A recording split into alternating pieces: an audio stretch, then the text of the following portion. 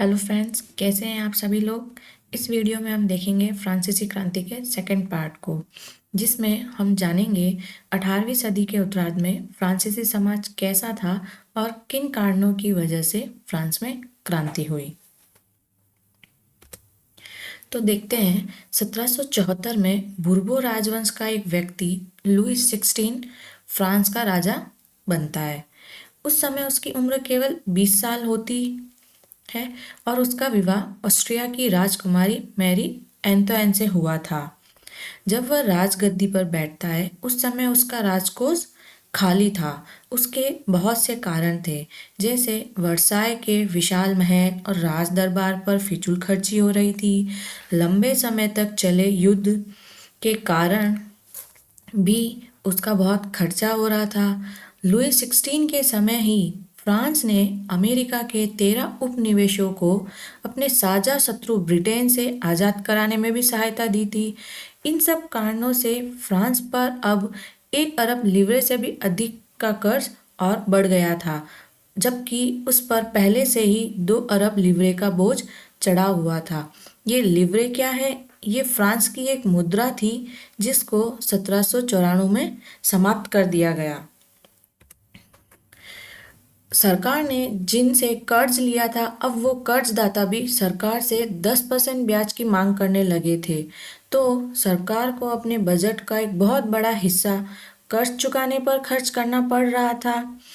इसलिए सरकार अपने नियमित खर्चों के लिए, जैसे सेना का रखरखाव, महल की शानो शौकत, विश्वविद्यालयों, सरकारी कार्यालयों को संभालने के लिए फ्रांसीसी सरकार को करों में वृद्धि करनी पड़ी और इन सब का बोझ, इन सब कर को केवल जनसाधारण लोग ही अदा करते थे। तो देखते हैं कि ये सिर्फ जनसाधारण लोग ही क्यों अदा करते थे।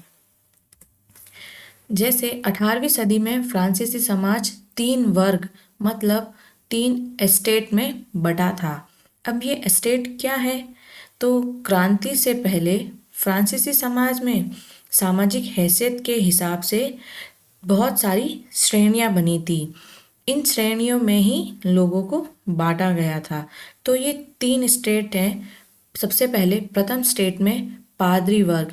पादरी वर्ग वो हैं जो चर्च के विशेष कार्य को करने में व्यक्तियों का समूह होता है। द्वितीय स्टेट में कुलीन वर्ग, जैसे राजा के मंत्री, सरकारी कर्मचारी और अमीर लोग।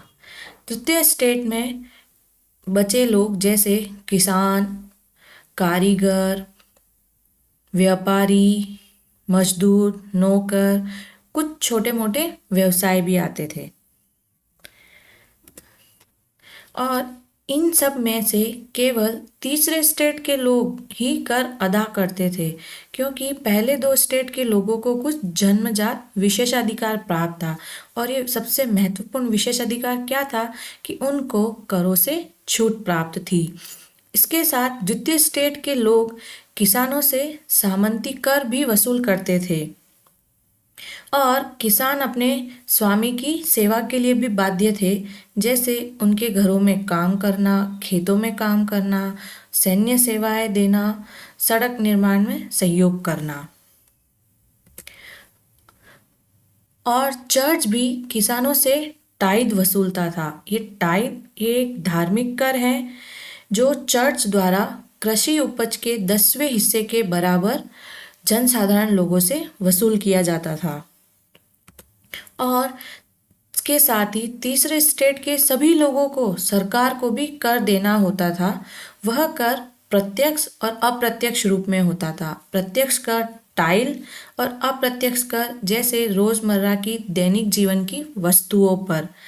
तो इस प्रकार राज्य का जो सारा वित्तीय बोझ था वह वहाँ के तृतीय स्टेट के लोग, जनसाधारण लोग ही उठाती थी।